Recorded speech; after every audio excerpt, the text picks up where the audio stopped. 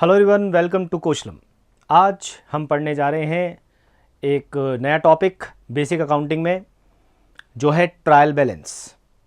ठीक है, और ट्रायल बैलेंस बेसिक अकाउंटिंग की तीसरी स्टेज है। सबसे पहले हमने पढ़ा जर्नल, जर्नल के बाद हमने पढ़ा लेजर, और लेजर के बाद पढ़ रहे हैं हम ट्रायल बैलेंस। अब ये ट्रायल बैलेंस क्या है, इसका क्या रोल है, क्यों बनाया जाता है, कैसे बनाया जाता है, ये सब हम समझने वाले हैं। उससे पहले मैं आपको बता दूं, मैनुअल अकाउंटिंग में ट्रायल बैलेंस बनता था, बट क्योंकि आजकल हम कंप्यूटराइज्ड अकाउंटिंग कर रहे हैं, सॉफ्टवेयर का यूज़ कर रहे हैं, तो ट्रायल बैलेंस ऑटोमेटिकली सॉफ्टवेयर बना देता है। ठीक है, फिर भी इसके पीछे की वर्किंग बनता कैसे है, ये हमारे लिए सीखना जरूरी है। तो हम ट्रायल बैलेंस को समझने के लिए एक बार से दोबारा से जाते हैं, एक एग्जाम्पल लेते हैं जर्नल का, वहाँ से जाते हैं लेजर पर, और लेजर के बाद आते हैं ट्रायल बैलेंस पर। तो आपको बहुत सिंपल सा समझ में आ जाएगा कि ट्रायल बैलेंस का रोल क्या है, क्यों बनाया जाता है और कैसे बनाया जाता है। चलिए तो आते हैं, मीनिंग और आगे की बात बाद में करते हैं। देखिए, हम लोग सबसे पहले अकाउंटिंग की शुरुआत हमने करी कहां से? Recording of transaction. कहां रिकॉर्ड किया? जर्नल में। लेन देन को जर्नल में रिकॉर्ड किया हमने। ठीक है, इसके बाद आगे आए, हम गए लेजर पर। लेजर में मतलब खाता बही में हमने वो सारे खाते खोले जो हमारी जर्नल एंट्रीज में थे। ठीक है, और उन खातों के हमने बैलेंसेस निकाले लेजर में। अब हम जा रहे हैं ट्रायल बैलेंस की तरफ। ठीक है, अब आपको ऐसे ही समझाते हैं तीनों काम कैसे करेंगे। तो सबसे पहले मान लीजिए हमने एक लेन देन, एक ट्रांजैक्शन किया, हमने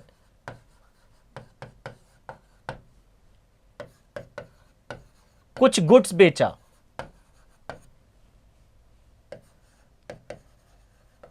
जैसे goods sold for ₹10,000।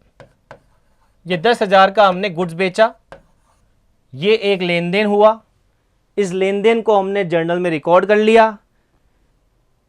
Debit credit कैसे किया ये हम जर्नल में पढ़ के आ चुके हैं, फिर भी दोबारा बता देता हूं मैं। हमने गुड्स बेचा, हमारे पास क्या आया? कैश आया। जो चीज आएगी बिजनेस में, व्यापार में, उसको हम डेबिट करेंगे। दूसरा लॉजिक मैंने आपको सिखाया था, जो बिजनेस का है वो डेबिट होता है।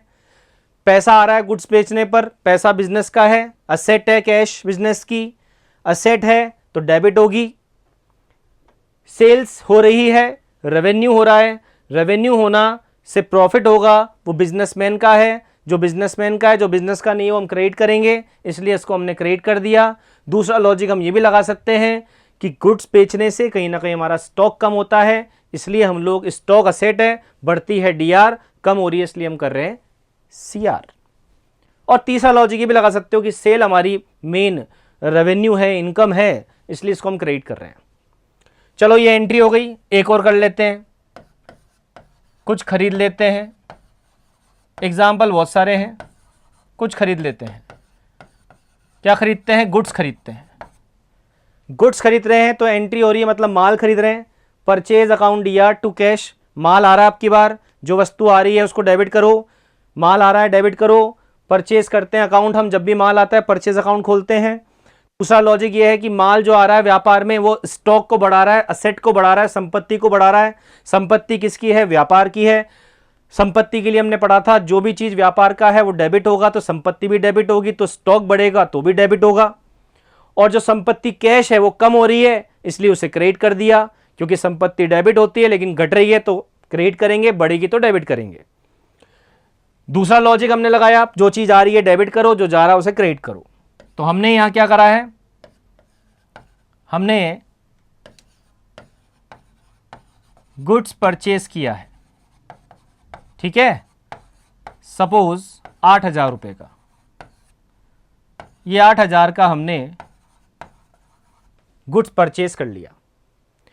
ये दो लेन देन हुए, इस तरह 2,000, 2 लाख, कितने भी लेन देन व्यापार में होते रहेंगे, जर्नल में उसको हम रिकॉर्ड करते रहेंगे। चलो ठीक है सर, ये पहली स्टेज होती है बेसिक अकाउंटिंग की, अकाउंटिंग प्रोसेस की, अकाउंटिंग साइकिल की, ये पहली स्टेज है। ये हो गया। अब बढ़ते हैं आगे। अब हमने लेजर बनाना स्टार्ट करी। लेजर में हम क्या करते हैं, खाते खोलते हैं। अब जैसे इन दो एंट्रीज में आप समझो कितने खाते हैं, कैश एक खाता है, सेल्स एक खाता है, परचेज एक खाता है, कैश एक खाता है, जो हम पहले ही बात कर चुके हैं। तो मतलब मुझे 3 खाते दिखे, कैश का खाता, सेल का खाता, परचेज का खाता। तो ऐसे जाकर लेजर में हम खाते खोलेंगे। एक कैश का खाता, मैं आपके सामने पूरे कॉलम नहीं सिर्फ रफली सिखा रहा हूं, समझा रहा हूं। ये डेबिट साइड क्रेडिट साइड हो गई हमारी, ठीक है। ये हमने अमाउंट के कॉलम ले लिए, कैश का खाता, परचेज का खाता,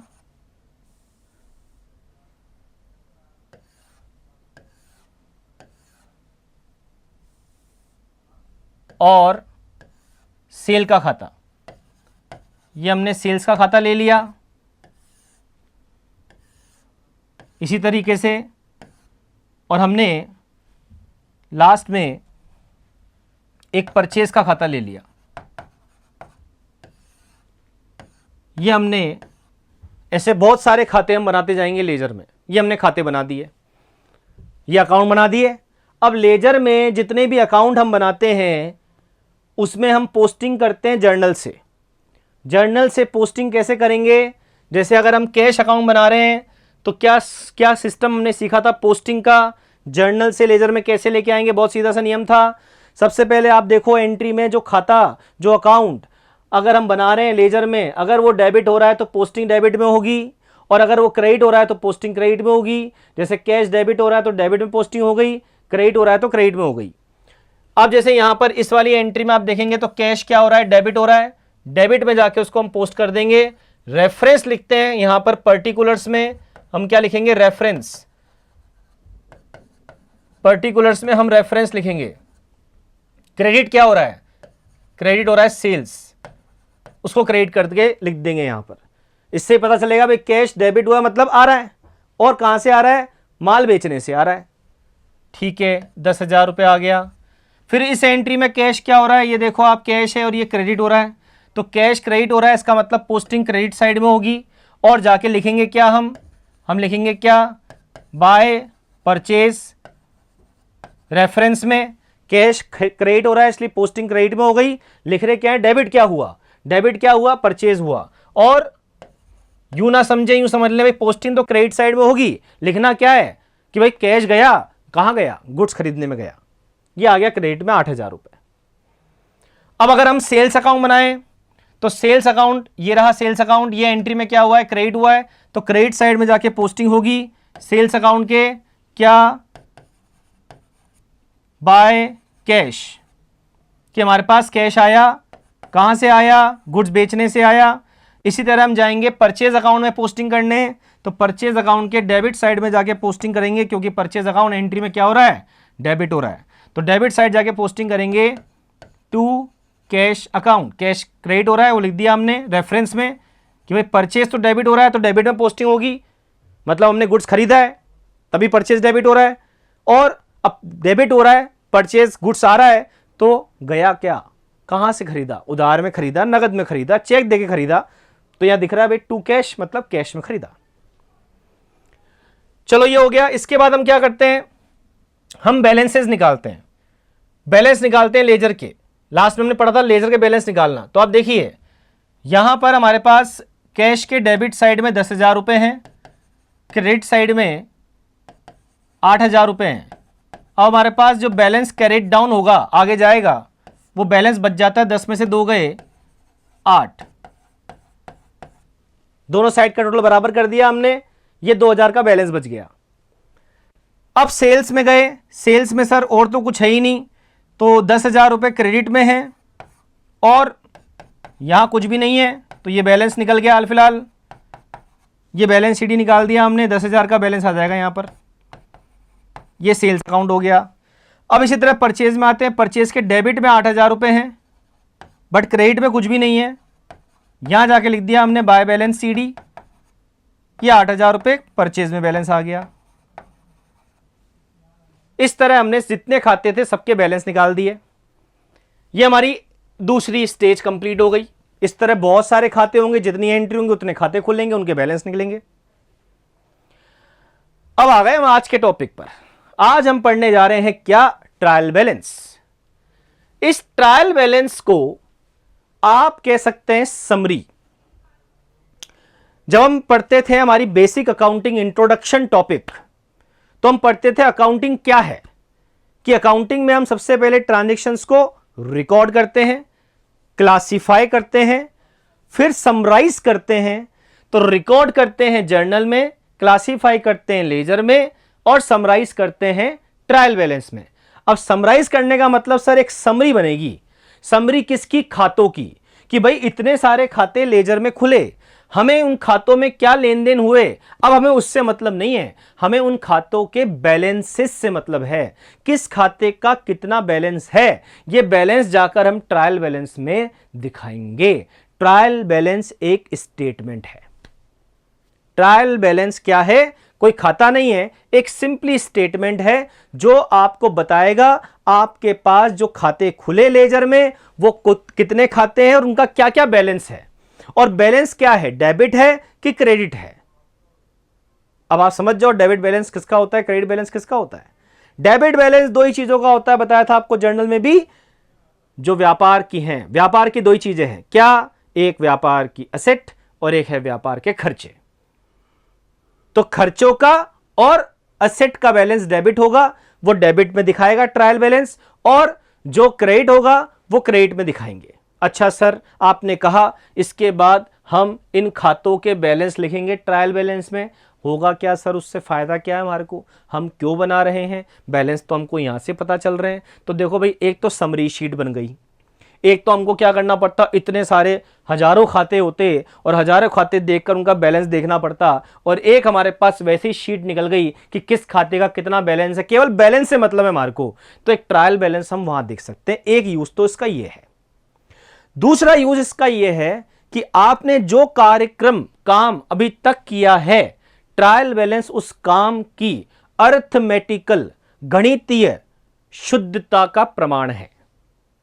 मतलब आप अर्थमेटिकल एक्यूरेसी को चेक कर सकते हैं कि आपने अब तक जो किया है उसमें कोई मैथमेटिकल अर्थमेटिकल मिस्टेक तो नहीं है। सर ये कैसी मिस्टेक होती है? ये मिस्टेक हो सकती है हिसाब किताब की, ये मिस्टेक हो सकती है लेजर पोस्टिंग की। लेकिन मैं आपको फिर बता दूं, ये गलतियां आज के सिस्टम में जब हम अकाउंटिंग कर रहे हैं, कंप्यूटराइज अकाउंटिंग कर रहे हैं, ये गलतियां होने के चांसेस नहीं होते। रीजन, जैसे एक गलती ये है, अभी आपके सामने बताऊंगा मैं, एग्जाम्पल लेंगे कि जैसे कैश अकाउंट है, तो कैश अकाउंट में अगर अपन ने डेबिट किया तो टू लिखा सेल्स, लेकिन मान लो भूल गए हम, सेल्स में हमने बाय कैश नहीं लिखा, सेल्स में हमने बाय कैश नहीं लिखा। ऐसी गलती क्यों हुई? ऐसी गलती इसलिए हुई कि हमने डेबिट तो कर दिया बट हमने क्रेडिट नहीं किया। लेकिन आजकल क्या होता है, ऐसा भूल जाते हैं मान लीजिए हम, लेकिन आजकल अकाउंटिंग सिस्टम जब हम एंट्री करते हैं, मान लीजिए हम किसी टैली सॉफ्टवेयर में भी एंट्री कर रहे हैं, तो अगर हमारा डेबिट क्रेडिट बराबर नहीं हो रहा तो वो सॉफ्टवेयर एंट्री लेता ही नहीं है। अगर वो एंट्री लेगा ही नहीं, जब एंट्री पूरी होगी ही नहीं, तो वो गलती होगी ही नहीं। और अगर आप ऐसी गलती कर भी रहे होंगे तो सॉफ्टवेयर आपको तुरंत वहीं पर एक एरर मैसेज डाल देगा कि भैया आप यहां एंट्री डालने में गलती कर रहे हैं, आपका डेबिट क्रेडिट बराबर नहीं है। तो ऐसी गलतियां जिसमें डेबिट और क्रेडिट में अमाउंट सेम नहीं हो रहा, ऐसी गलतियां ट्रायल बैलेंस डिटेक्ट करता है, पकड़ता है। क्योंकि ट्रायल बैलेंस में लास्ट में जाकर जब सभी खातों के बैलेंस लिखेंगे, डेबिट और क्रेडिट साइड का फिर हम टोटल लगाएंगे, वो टोटल बराबर आएगा। और अगर बराबर आ रहा है तो ये मान लीजिए कि आपने कोई अर्थमेटिकल गलती नहीं करी। लेकिन इसका मतलब यह नहीं है कि आपने गलती ही नहीं करी, गलती तो फिर भी हो सकती है, उसको ट्रायल बैलेंस पकड़ नहीं सकता। कैसे? अभी एग्जाम्पल आपके सामने जो हमने लिखा है ना, वो इसलिए लिखा है कि आपको वो सिचुएशन भी बताएंगे हम कि ऐसा कैसे हो सकता है। देखेंगे हम ध्यान से, उस एग्जाम्पल को कंटिन्यू करेंगे। पहले एक बार यहां तक का ट्रायल बैलेंस बना के बताते हैं आपको। ये ट्रायल बैलेंस है, ये इसका सीधा सा फॉर्मेट है, कोई ज्यादा माथाफोड़ी नहीं। पर्टिकुलर्स, यहां वो सारे खातों के नाम आ जाएंगे जो खाते आपने यहां लेजर में खोले हैं, ठीक है। इसके बाद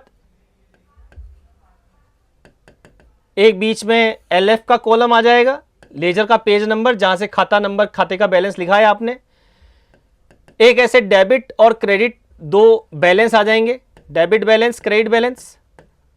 जिसका बैलेंस डेबिट है वो डेबिट में आ जाएगा, जिसका बैलेंस क्रेडिट है वो क्रेडिट में आ जाएगा, ठीक है। ये डेबिट बैलेंस और ये क्रेडिट बैलेंस।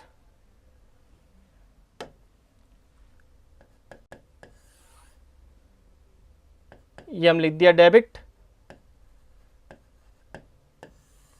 ये बन गया फॉर्मेट सीधा सा, सिंपल। देखो आपके सामने एक ही स्क्रीन पर तीनों चीजें एक साथ हैं आज, छोटी सी समरी की तरह, क्योंकि ट्रायल बैलेंस भी समरी है। सबसे पहले मैंने कहा करना क्या है इस ट्रायल बैलेंस में, जितने भी लेजर में खाते हैं, हम जर्नल से खातों को लेजर में लेकर आए, क्लासिफाई कर दिया, हर खाते के ट्रांजैक्शन एक जगह लिख दिए। अब हम लेजर से ला रहे हैं ट्रायल बैलेंस में खातों के बैलेंसेस को। तो सबसे पहला खाता हमारे पास क्या है, कैश अकाउंट है, तो हमने लिखा कैश अकाउंट, ठीक है। कैश अकाउंट का क्या चाहिए हमको, ट्रायल बैलेंस में हमें लिखना क्या है, बैलेंस। कैश अकाउंट का बैलेंस क्या है, ये बैलेंस है। कितना बैलेंस है, 2000 रुपए। डेबिट है कि क्रेडिट है, डेबिट है कि क्रेडिट है, ये हमने लेजर में पढ़ा था एंड में कि बैलेंस को कैसे बोलेंगे, डेबिट है या क्रेडिट है। तो भाई अगर जिस साइड का टोटल ज्यादा है, अगर डेबिट साइड ज्यादा है किसी खाते की तो बैलेंस डेबिट है, और अगर बैलेंस क्रेडिट साइड का ज्यादा है, टोटल क्रेडिट साइड का ज्यादा है, तो वो क्रेडिट बैलेंस कहलाएगा, ठीक है। तो अब आप बताएं कैश अकाउंट का बैलेंस डेबिट है या क्रेडिट है, तो भाई डेबिट है, क्योंकि डेबिट का टोटल ज्यादा आया था। यहां 8000 ही थे, यहां 10,000 थे, यहां 2000, इसलिए डिफरेंस आया। तो ये मत सोचिए जहां डिफरेंस लिख रहे हैं वो बैलेंस है, वो तो हम टोटल बराबर करने के लिए लिख रहे हैं, लेकिन बैलेंस तो डेबिट है कैश का, ठीक है। तो कैश का बैलेंस डेबिट है। एक लॉजिक तो सर ये है, और दूसरा लॉजिक हमारा फिर वही है, कैश एक असेट है, संपत्ति है, संपत्ति का बैलेंस, असेट का बैलेंस डेबिट होता है। एंट्री से लेकर अब तक हम यही बात कर रहे हैं, असेट का बैलेंस डेबिट होता है, तो ये डेबिट बैलेंस आ रहा है। क्योंकि क्रेडिट इसलिए नहीं हो सकता ना, कैश जितना आपके पास है उससे ज्यादा खर्च तो ना कर सकते हो आप, है कि नहीं। जब कैश आएगा आएगा आएगा हम उसको डेबिट करेंगे, जाएगा जाएगा जाएगा हम उसको क्रेडिट करेंगे, लेकिन ऐसा तो नहीं हो सकता ना कि जितना आया और उससे ज्यादा चला गया। अब कई लोग ये दिमाग लगाते हैं, नहीं नहीं सर ऐसा हो सकता है, जितना आया उससे ज्यादा जा भी सकता है। कैसे भाई, सर मान लो हमने किसी से उधार ले लिया। अरे तो भाई उधार लोगे तब भी तो पहले आएगा ना, आने के बाद ही तो जाएगा। सर मान लो बिना आए चला गया, तो फिर वो बिजनेस का लेन देन ही नहीं है, और वो लेन देन ही नहीं है तो फिर उसको रिकॉर्ड ही नहीं करेंगे, ठीक है, ऐसा नहीं होगा। चलिए, तो कैश का बैलेंस डेबिट है, डेबिट में लिख दिया। सेल्स का बैलेंस, सेल्स का बैलेंस सीआर में 10,000 था, डीआर में कुछ था ही नहीं, इसलिए बैलेंस यहां लिख दिया। तो सेल्स का बैलेंस क्या है, सेल्स का बैलेंस सीआर है, जबकि कैश का बैलेंस क्या था, डीआर है। तो सेल्स का बैलेंस सीआर होगा, क्योंकि सेल्स आपकी रेवेन्यू है, इसलिए इसका बैलेंस सीआर में, सीआर है तो सीआर में 10,000 रुपए। परचेस का बैलेंस, ये परचेज अकाउंट हो गया तीसरा। परचेज का बैलेंस, परचेज के डेबिट में 8,000 रुपए आए थे पोस्टिंग के, यहां तो हमने बैलेंस लिखा था क्योंकि यहां टोटल बराबर करना था। तो परचेज का बैलेंस भी क्या है, डेबिट है, क्योंकि जब भी गुड्स आता है हम परचेज को डेबिट कर देते हैं, सेल जब गुड्स जाता है हम क्रेडिट कर देते हैं। तो ये आपके सामने बैलेंस है। अब आप देख लें, अगर मैं टोटल लगाऊं दोनों साइड का तो 10,000 रुपये डेबिट में टोटल है, 10,000 रुपये क्रेडिट में टोटल है। ये हमारा टोटल बराबर है। टोटल बराबर है, इसका मतलब ये है कि जो काम हमने अभी तक किया है वो बहुत सही किया है, उसमें कोई अरिथमेटिकल गलती तो नहीं है। और वो गलती अरिथमेटिकल नहीं है, उसके बाद भी गलती हो सकती है, उसकी बात मैं भी करूंगा। ठीक है, देखिए, तो आपके सामने ट्रायल बैलेंस बनाने के क्या फायदे हुए। पहला, आपके पास लेजर में जितने खाते बने उनके जो जो बैलेंस थे उनकी एक समरी तैयार हो गई। अब आपको सिर्फ यह जानना है कि बताओ भाई अपनी परचेज कितनी हुई है, तो आपको लेजर खंगालने की जरूरत नहीं है। आप सीधा गए ट्रायल बैलेंस में, ट्रायल बैलेंस में जाके देखा आपने, ये लो साहब परचेज के सामने बैलेंस दिख रहा है, डेबिट 8,000 रुपए, मतलब परचेज का बैलेंस डेबिट है, मतलब 8,000 रुपए की नेट परचेज हुई है। सेल कितने की हुई है, क्रेडिट में बैलेंस है 10,000 रुपए, मतलब सेल 10,000 रुपए की हुई है, नेट बैलेंस इसका ये है। कैश कितना पड़ा है जेब में, खूब आया साल भर में, खूब गया, हमें उससे मतलब नहीं। मैं पूछ रहा हूं आज की तारीख में हमारे पास कितना कैश है। जाकर आप ट्रायल बैलेंस में देख लो, आपके पास कैश में 2,000 रुपए बचे हैं। बैलेंस दिखाता है ट्रायल बैलेंस एक पर्टिकुलर डेट पर, ठीक है। जब भी आप ट्रायल बैलेंस बनाओगे, आपको बनाना नहीं है, वैसे कंप्यूटराइज अपने आप बनता है सिस्टम में, सॉफ्टवेयर में। आपको तो सिर्फ, मैंने पहले ही कहा था, जर्नल एंट्री सही करनी है, सिस्टम में एंट्री डालनी है, एंट्री डालने के बाद सारा काम सॉफ्टवेयर कर देगा। और ये सब हम आपको टैली में प्रैक्टिकली करके दिखाएंगे, जैसे बोर्ड पे करके दिखा रहे ना, वैसे टैली में दिखाएंगे कि हम आपको सिर्फ एंट्री करके दिखाएंगे, ये सारा काम फिर हम आपको दिखाएंगे कैसे टैली ने अपने आप कर दिया या किसी और सॉफ्टवेयर ने अपने आप कर दिया। ठीक है, चलो, एक तो बैलेंस तैयार हो गया। दूसरा फायदा क्या है, दूसरा फायदा यह है कि हमने देखा कि दोनों साइड का टोटल बराबर हो गया, तो कोई गलती नहीं है। अब सर ये कोई चमत्कार है क्या, दोनों साइड का टोटल बराबर हो गया, ऐसा कैसे हुआ भाई? मैंने आपके सामने सब करके दिखा दिया। बराबर क्यों हुआ टोटल इसलिए बराबर हुआ क्योंकि हम डबल एंट्री सिस्टम फॉलो कर रहे हैं, स्टार्टिंग से बहुत बात कर रहे हैं, ड्यूअल एस्पेक्ट कॉन्सेप्ट फॉलो कर रहे हैं। हमने जब जब कुछ डेबिट किया है तब तब हमने उतने ही अमाउंट से क्रेडिट भी किया है। इसलिए भाई क्रेडिट और डेबिट तो दोनों मैच होंगे ही होंगे। और अगर हमने ऐसा नहीं किया तो यही चीज चेक करने के लिए तो मैन्युअली ट्रायल बैलेंस बनाया जाता था। उस केस में ट्रायल बैलेंस नहीं मिलता था। कैसे सर?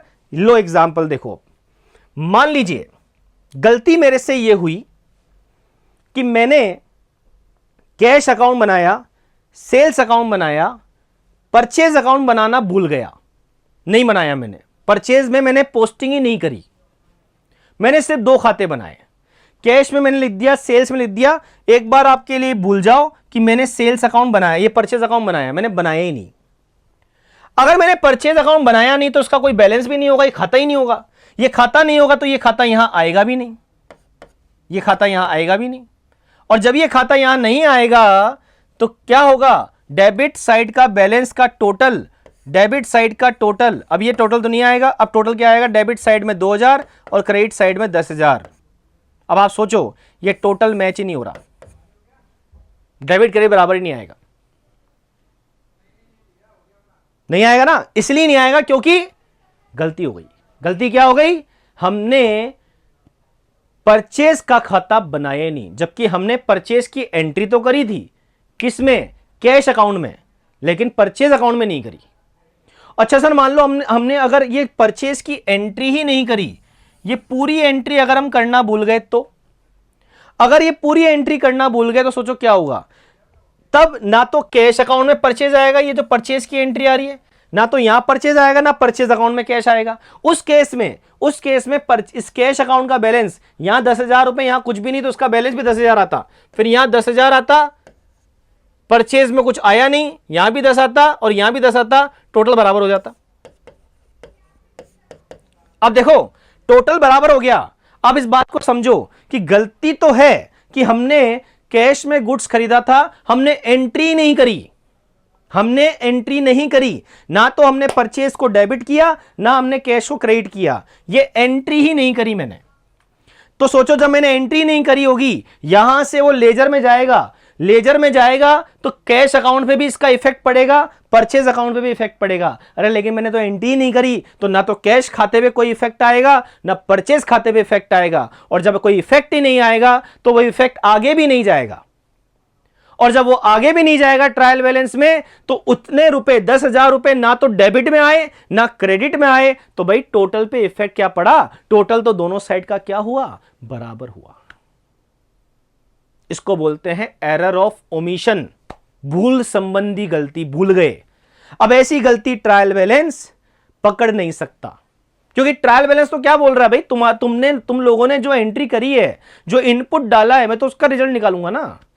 जब तुमने एंट्री नहीं करी तो मुझे क्या पता तुमने एंट्री करी कि नहीं करी।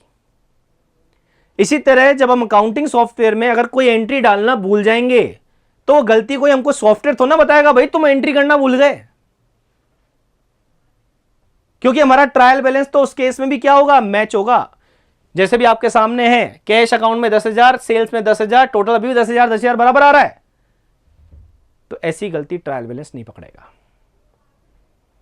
ठीक है, हमने अपने कंटेंट में बताया 4 तरह की ऐसी गलती है जो ट्रायल बैलेंस नहीं पकड़ता, उसको बोलते हैं एरर ऑफ ओमिशन। अभी हम अपने आगे के पीपीटीज में भी देखेंगे, इसको आगे कंटिन्यू करूंगा टॉपिक को मैं। भूल गए हम कोई ट्रांजैक्शन, यहां सर हमने गलती क्या करी? देखो गलती, एक बात और बताता हूं मैं आपको गलती। सपोज हमने ये एंट्री करी थी cash account ER to sales, ये कितने रुपए से करी थी? 10,000 से।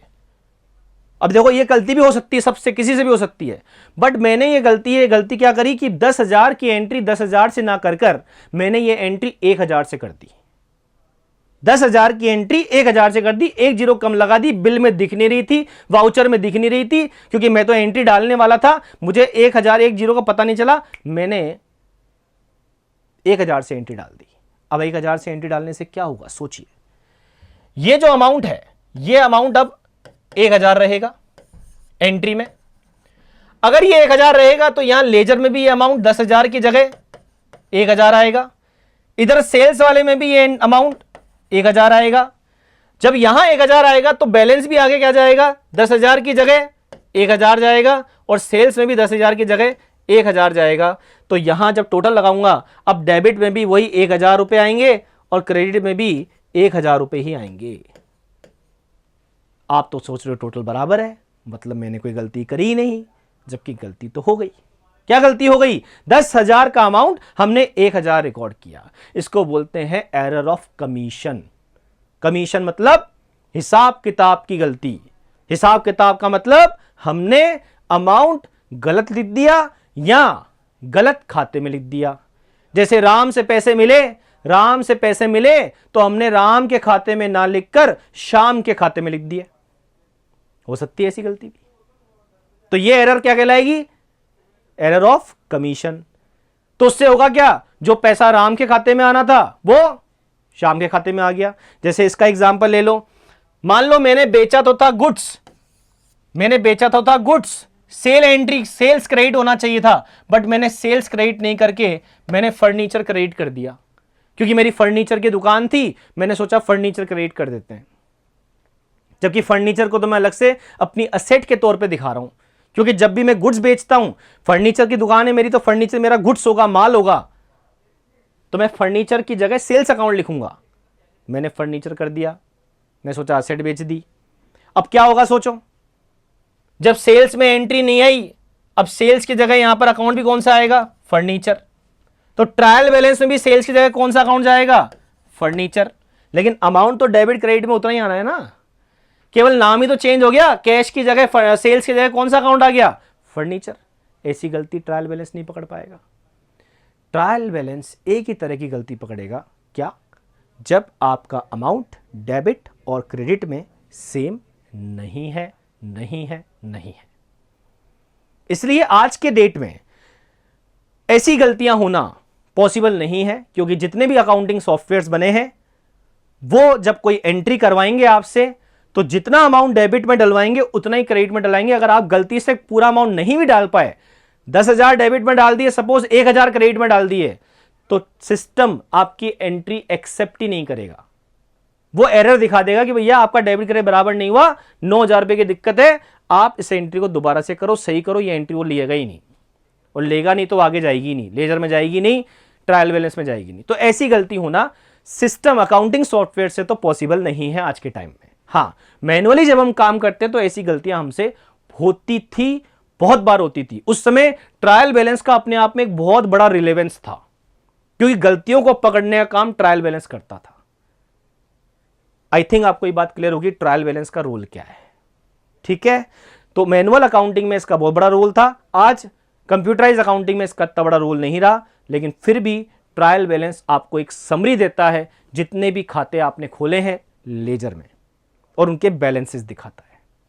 ठीक है, तो मैंने आपके सामने बताया कुछ गलतियां ऐसी हैं जो ट्रायल बैलेंस से रिफ्लेक्ट हो जाएंगी, कुछ ऐसी गलतियां जो ट्रायल बैलेंस रिफ्लेक्ट नहीं करेगा। जैसे भूल संबंधी गलती, मतलब भूल गए, ओमिशन हो गया, कंप्लीट ओमिशन, आपने ना तो एंट्री रिकॉर्ड करी, या रिकॉर्ड करी तो आपने पोस्ट नहीं करी। दूसरा, आपने कमीशन की गलती हो गई, हिसाब किताब की गलती हो गई, अमाउंट आपने ऊपर नीचे लिख दिए, मतलब आपका अमाउंट 10,000 था तो 1,000 लिख दिया, 1,000 था 10,000 लिख दिया, एंड सो ऑन। ऐसे बहुत सारे एग्जांपल हो सकते हैं। चलिए वापस हम लोग आते हैं अपने कंटेंट पर। अब हम लोगों ने यहां तक की बात कर ली है, अब हम लोग बात करेंगे वापस से थोड़ी सी कि हमने ट्रायल बैलेंस में अब तक क्या पढ़ा। अब हम बात कर लेते हैं फटाफट ट्रायल बैलेंस का मीनिंग क्या है। Trial balance multiple entries in various accounts will make a ledger, कि जितनी भी एंट्री होती है जर्नल में, वहां से क्या होती हैं, जितने अकाउंट खुलते हैं वो सब लेजर में आते हैं, ये हमने पढ़ा। इसके बाद taking all the ledger balances, जितने भी लेजर में जितने भी खातों के बैलेंसेस हैं उनको लेकर हम प्रेजेंट करते हैं एक सिंगल शीट में, और उस शीट को ही हम क्या कहते हैं, ट्रायल बैलेंस कहते हैं। ये बात अभी हमने कर ली। अब इसको हमने समझाने के लिए आपको इतनी बड़ा कॉन्सेप्ट समझा दिया। ट्रायल बैलेंस का कॉन्सेप्ट क्या है? ट्रायल बैलेंस एक शीट है, ये बात क्लियर हो गई है, जो रिकॉर्ड करती है ऑल लेजर बैलेंसेस को और कैटेगराइज करती है उनको डेबिट और क्रेडिट में। किसका बैलेंस डेबिट है और किसका बैलेंस क्रेडिट है, उन खातों को दिखाती है sheet. A typical trial balance will have name of ledger and the balances. एक ट्रायल बैलेंस में होता क्या है, लेजर खातों के बैलेंसेस के खातों के नाम होते हैं और उनके बैलेंसेस होते हैं। This is prepared as at the particular date, जब आप बनाना चाहें तब बना सकते हैं इसको, लेकिन वैसे इसको फाइनेंशियल ईयर के एंड में ही बनाया जाता है।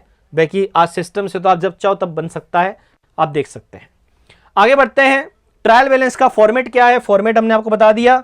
फॉर्मेट बहुत सिंपल सा है, यहां पर पर्टिकुलर्स या नेम ऑफ अकाउंट कुछ भी बोल सकते हैं आप, ये आ जाएगा।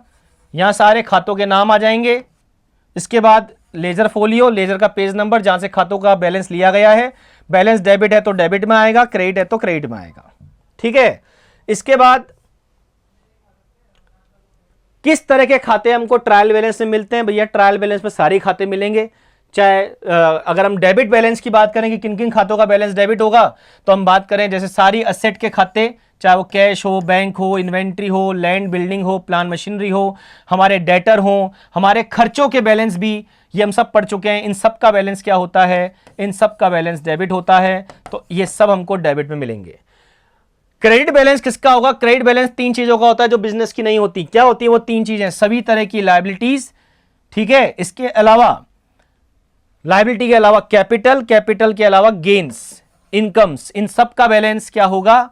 इन सब का बैलेंस, ये एग्जांपल्स हैं जैसे बैंक ओवरड्राफ्ट, आउटस्टैंडिंग एक्सपेंसेस, ठीक है, लोन, ये सब हमारे क्या हैं? क्रेडिट बैलेंस के आइटम्स हैं। सेल्स गेन है, रेवेन्यू है, सेल्स बोल दो या रेवेन्यू, ये हम पढ़ चुके हैं जर्नल में, इनका बैलेंस क्रेडिट होता है। इसके अलावा कैपिटल, कैपिटल का बैलेंस क्रेडिट होता है। वो सबके बैलेंस आपको यहां दिखा दिए जाएंगे क्रेडिट साइड में। तो डेबिट और क्रेडिट बैलेंस होंगे और कुछ नहीं। ठीक है, अब एडवांटेज की बात करें, ट्रायल बैलेंस बनाने के फायदे क्या हुए, मैंने बात करी। फायदा है सबसे पहले तो हम अपने काम में हुई किसी भी तरह की गलती को पकड़ सकते हैं। गलती कौन सी होनी चाहिए? अर्थमेटिकल। अगर कोई अर्थमेटिकल एक गलती है तो हम पकड़ सकते हैं। बर्ड आई व्यू है, मतलब हम लोग अपने खातों के, अपने जितने भी लेजर में खाते खुले उन सबके बैलेंस एक शीट में फटाफट से देख सकते हैं और इसके बाद उन पर नजर रख सकते हैं। बर्ड आई को मतलब उन पर नजर रख सकते हैं, निगरानी रख सकते हैं। Pre requisite for preparation of financial statement, हाँ ये इसका एक यूज और है कि आप जब ट्रायल बैलेंस बना लेते हो तो ट्रायल बैलेंस के बाद हम जो अगली स्टेज हमारी, अब चौथी स्टेज, आज तीसरी स्टेज पढ़ रहे हैं बेसिक अकाउंटिंग की, अकाउंटिंग प्रोसेस की। चौथी स्टेज हमारी क्या है? अंतिम खाते, फाइनेंशियल स्टेटमेंट, जिसमें हम बिजनेस का प्रॉफिट लॉस और फाइनेंशियल पोजीशन का पता लगाएंगे। तो उसको बनाने के लिए भी ट्रायल बैलेंस हमारा बहुत बड़ी मदद करेगा, क्योंकि वहां से ट्रायल बैलेंस से हम जो बैलेंसेज हैं वही आगे फाइनेंशियल स्टेटमेंट में लिखते हैं। तो ये हमारे लिए एक तरीके से हेल्प करेगा आगे फाइनेंशियल स्टेटमेंट बनाने में। अच्छा, हम एक बात कर रहे थे, कौन सी गलतियां ऐसी हैं जो ट्रायल बैलेंस नहीं पकड़ता? Undetectable errors. अभी हमने बात करी थी, जैसे एक एरर थी जो ट्रायल बैलेंस नहीं पकड़ सकता, वो है एरर ऑफ ओमिशन। ओमिशन का मतलब होता है भूल गए, एंट्री ही नहीं करी, जर्नल में एंट्री ही नहीं आई। एंट्री ही नहीं आई तो भैया ना वो लेजर में आएगी ना ट्रायल बैलेंस में आएगी, तो ट्रायल बैलेंस को कहां पता चलेगा कुछ हो रहा है। इसके बाद error of original entry. Original entry का मतलब जो एंट्री होनी थी वो तो हुई नहीं, उसकी जगह कोई और एंट्री हो गई, तो ट्रायल बैलेंस पकड़ नहीं पाएगा। जैसे मैंने एग्जांपल दिया कि मेरी एंट्री तो थी कैश अकाउंट या टू सेल्स, ठीक है, लेकिन मैंने उसकी जगह कर, ये तो करा ही नहीं मैंने, और मैंने एंट्री कर दी cash account DR to purchase, तो ऐसी गलती ट्रायल बैलेंस पकड़ नहीं पाएगा। या कैश अकाउंट डीआर टू मैंने कर दिया फर्नीचर, तो ये एंट्री ट्रायल बैलेंस क्यों नहीं पकड़ पाएगा? क्योंकि ट्रायल बैलेंस में जितना अमाउंट डेबिट में आया उतना अमाउंट क्रेडिट में आ जाएगा। ये गलती ट्रायल बैलेंस नहीं पकड़ेगा, क्योंकि उसको तो अमाउंट से मतलब है, उसके डेबिट और क्रेडिट में अगर अमाउंट आ गया तो वो गलती ट्रायल बैलेंस पकड़ेगा ही नहीं। इसको हम ओमिशन की, इसको हम कमीशन की एरर भी कह सकते हैं, जो हमने यहां पर समझाई है, ठीक है। इसी तरह एरर ऑफ रिवर्सल, कि जब हम कोई एंट्री को रिवर्स कर देते हैं, ठीक है, तो भी वो गलती को पकड़ नहीं पाता। When a double entry transaction was entered with the correct amount but the account to be debited is credited and the account to be credited is debited, मतलब जो एंट्री में अकाउंट डेबिट होना था वो तो हमने क्रेडिट कर दिया, जो क्रेडिट होना था वो हमने डेबिट कर दिया। जैसे मान लीजिए हमने बैंक में पैसे जमा कराए, तो कैश डेबिट होना चाहिए या बैंक डेबिट होना चाहिए? अगर हमने बैंक में पैसे जमा कराए तो हमारा बैंक बैलेंस बढ़ेगा, बैंक डेबिट होना चाहिए, कैश क्रेडिट होना चाहिए, बट हमने क्या करा? कैश डेबिट कर दिया, बैंक डेबिट कर दिया, ट्रायल बैलेंस पकड़ ही नहीं पाएगा। क्यों? क्योंकि आपने अमाउंट तो डेबिट और क्रेडिट में उतना ही लिखा होगा जितना हमने मान लो जमा कराया। जैसे मान लो हम 10,000 जमा कराएं तो 10,000 डेबिट में होंगे, 10,000 क्रेडिट में होंगे, तो इसलिए ऐसी गलतियां ट्रायल बैलेंस नहीं पकड़ पाएगा। एक गलती होती है प्रिंसिपल की एरर। प्रिंसिपल का मतलब होता है सिद्धांत। अगर अकाउंटिंग के सिद्धांत गलत हैं तो सिद्धांत की गलती ट्रायल बैलेंस, अगर हम अकाउंटिंग में सिद्धांतों में गलती कर रहे हैं तो ट्रायल बैलेंस नहीं पकड़ेगा। जैसे मान लीजिए मैंने मशीन की रिपेयर कराई और मैंने मशीन को डेबिट कर दिया, जबकि रिपेयर खाता डेबिट होना चाहिए, क्योंकि मशीन पर होने वाली रिपेयर एक रेवेन्यू खर्चा है, डे टू डे बिजनेस या नॉर्मल खर्चा है जो हर साल बिजनेस में होता है। मशीन चलाओगे तो खर्चा भी होगा, तो मशीन को तो ना डेबिट कर देंगे, उससे मशीन की कॉस्ट तो ना बढ़ा देंगे हम, वो कैपिटल नेचर खर्चा नहीं है। बट हमने ऐसी गलती कर दी, मशीन को डेबिट करने की जो है, रिपेयर को डेबिट करने की जगह हमने मशीन को डेबिट कर दिया। तो अब वही वाली बात है, ट्रायल बैलेंस गलती को पकड़ेगा नहीं, क्योंकि डेबिट होना चाहिए था, क्या डेबिट होना था? रिपेयर, उसकी जगह हो क्या गया? मशीन, इसलिए अमाउंट तो डेबिट में आ गया। कुल मिलाकर खाता कुछ भी आया हो, ट्रायल बैलेंस को उससे मतलब नहीं है। ट्रायल बैलेंस को मतलब तभी है जब अमाउंट में गलती करोगे आप, डेबिट में कुछ और क्रेडिट में कुछ और लिखोगे तो ही ट्रायल बैलेंस पकड़ेगा। इसलिए ये सब उसी तरह की एरर है जिसमें अमाउंट डेबिट और क्रेडिट में सब में सही है, बस गलती क्या है? अकाउंट कोई और आना था, आ कोई और गया। नाम आप कितनी भी एरर कर दे दो, उससे मतलब नहीं है। समझ में आ गई बात की नहीं? ऐसी गलतियां ट्रायल बैलेंस नहीं पकड़ेगा। इसलिए एक चैप्टर है हमारे यहां पर, वो है रेक्टिफिकेशन ऑफ एरर। अगर हमने ऐसी कोई गलती कर दी, जैसे अगर हमने बिल्डिंग को, जैसे मशीन को हमने डेबिट कर दिया, जबकि करना तो हमें रिपेयर खाता डेबिट था, अगर हमने मशीन की रिपेयर कराई है, तो अब हम सर उसको रेक्टिफाई कैसे करेंगे? ये भी हमारा एक कंटेंट है जिसके बारे में एक चैप्टर है। आगे हम लोग रेक्टिफिकेशन ऑफ एरर नाम का एक चैप्टर पढ़ेंगे, ठीक है। इसी टॉपिक से वो रेक्टिफिकेशन का टॉपिक आगे कनेक्ट होगा, पढ़ेंगे उसमें वापस से एक बार इन एरर्स को। चलिए, तो ये एरर्स ट्रायल बैलेंस नहीं पकड़ेगा। ट्रायल बैलेंस जैसे मैं बताया ये फॉर्मेट है। अब अगर हम थोड़ा सा यूं समझें किसका बैलेंस क्या होगा, तो हमने जैसे बात कर ली है पहले कैपिटल का बैलेंस। 5 चीजें होती हैं, वही 5 के अलावा कुछ नहीं है। असेट और एक्सपेंस के बैलेंस डेबिट में आएंगे, लायबिलिटी, इनकम और कैपिटल के बैलेंस क्रेडिट में आएंगे। तो देखो कैपिटल का बैलेंस क्रेडिट में है, land, building, equipment, furniture, cash, bank, debtor, bills receivable, stock, ये सब हमारी असेट हैं और असेट के balance debit debit debit debit debit में होते हैं। तो सबके बैलेंस डेबिट में आएंगे जितनी भी हमारी असेट है। Purchase, carriage inward, carriage outward, ये सब हमारे खर्चे हैं, खर्चों के बैलेंस डेबिट में आएंगे, इसलिए डेबिट में। सेल्स हमारी इनकम है, रेवेन्यू है, इसका बैलेंस क्रेडिट में होगा, ये क्रेडिट में जाएगा। ये देखिए आप, ठीक है। सेल्स अगर क्रेडिट में है तो सेल्स रिटर्न, बेचा हुआ माल वापस आ गया, रिवर्स कर देंगे तो डेबिट हो जाएगा, ये डेबिट बैलेंस आ जाएगा। परचेज रिटर्न, परचेज डेबिट होता है तो परचेज रिटर्न क्रेडिट में आएगा। इंटरेस्ट खर्चा है, कमीशन अगर मिल रहा है तो अपनी इनकम है, खर्च अगर दे रहे हैं तो खर्चा है, बैलेंस उसके हिसाब से आ जाएगा। रिसीव्ड है तो इनकम है, दिया और मिल अपने दिया है तो अपने लिए खर्चा है, वो डेबिट में आ जाएगा। सैलरी खर्चा है तो बैलेंस डेबिट में आ जाएगा। लोन क्या है, लायबिलिटी है, लायबिलिटी अपनी बिजनेस की नहीं होती है, लायबिलिटी बाहर से वालों को देनी होती है तो इसका बैलेंस क्रेडिट होता है, क्रेडिट में आ जाएगा। Bills payable, creditor, advance from customer, ये सब का बैलेंस क्रेडिट है क्योंकि ये हमें बाहर वालों को देना, ये लायबिलिटी है। और ड्रॉइंग्स कैपिटल का रिवर्स होता है, जो पैसा लगाता है बिजनेस में कैपिटल निकालता है ड्रॉइंग्स, कैपिटल का बैलेंस सीआर है तो ड्रॉइंग्स का बैलेंस डीआर होगा। तो एक छोटी सी समरी आपके लिए हमने बना दी कि किसका बैलेंस क्या होगा। वैसे आपको पता चली जाएगा कि 5 खाते हैं, 5 खातों में से छठा खाता कुछ भी नहीं है, जिसमें से कैपिटल, इनकम, रेवेन्यू, इन सब का लायबिलिटी का बैलेंस सीआर होगा, असेट और खर्चों का बैलेंस डीआर होगा। चलिए, ऐसा कुछ एक टैली सॉफ्टवेयर है, टैली सॉफ्टवेयर में ट्रायल बैलेंस कुछ ऐसा दिखता है। आप देखें, ये जितने भी खाते भी हम बात कर रहे थे पर्टिकुलर्स में या खातों के नाम आ जाएंगे, जैसे कैपिटल अकाउंट है, इसके बाद हमारा जो है लोन अकाउंट है, इसके बाद फिक्स्ड असेट अकाउंट है, इन्वेस्टमेंट अकाउंट है, करंट असेट है, इन सब का क्या बैलेंस है, ये बैलेंस आपको दिखा रहे हैं। देखें आप यहां पर, ये कोई कंपनी है, उस कंपनी का फाइनेंशियल ईयर है, उसका जो बैलेंस है डेबिट बैलेंस है तो ये डेबिट में दिखा रहे हैं, और क्रेडिट बैलेंस है तो क्रेडिट में दिखा रहे हैं। जैसे आप देखें कैपिटल का बैलेंस क्रेडिट होता है तो क्रेडिट में दिखा रहे हैं कि 1 करोड़ रुपए की कैपिटल है। लोन कितने के लोन है आज की डेट में, हमारे पास इतने रुपए के लोन है। लायबिलिटी कितनी करंट लायबिलिटी है हमारी, इतनी करंट लायबिलिटी है। अगर इसमें आप क्लिक करेंगे, अभी हम पढ़ेंगे टैली सॉफ्टवेयर में, तो उसमें हम क्लिक करेंगे तो फिक्स असेट के अंदर क्या क्या है, मशीन है, लैंड है, बिल्डिंग है, उनके भी बैलेंस आ जाएंगे आपके पास। ये तो उनके ग्रुप है सारे, ठीक है। तो ऐसा टैली में आपको ट्रायल बैलेंस दिखेगा। बाकी प्रैक्टिकल इसको हम सीखेंगे। सो ये हमारा ट्रायल बैलेंस खत्म हो गया। आई होप आपको ट्रायल बैलेंस का मतलब समझ में आया होगा। ये थर्ड स्टेज आपको समझ में आई होगी। मैनुअल अकाउंटिंग में इसका बहुत बड़ा रोल था, बट कंप्यूटराइज अकाउंटिंग में आज के समय में ऐसी गलतियां होती नहीं है जो ट्रायल बैलेंस की मैच ना हो। मैच तो होगा ट्रायल बैलेंस, क्योंकि आप डेबिट और क्रेडिट में अमाउंट बराबर ही डालोगे।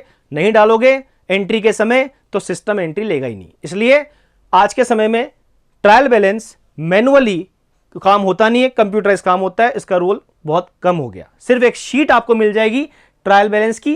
जैसे अगर आप अपन बात करें, ये जो शीट थी, ये शीट आपको मिल जाएगी कि हाँ किसका बैलेंस कितना है। ये आपकी नॉलेज के लिए और बहुत काम आने वाली चीज है, ठीक है। बाकी हम लोग इतना ही पढ़ते हैं, यहां से ट्रायल बैलेंस को खत्म करते हैं। थैंक यू, बाकी लेंगे हम आगे।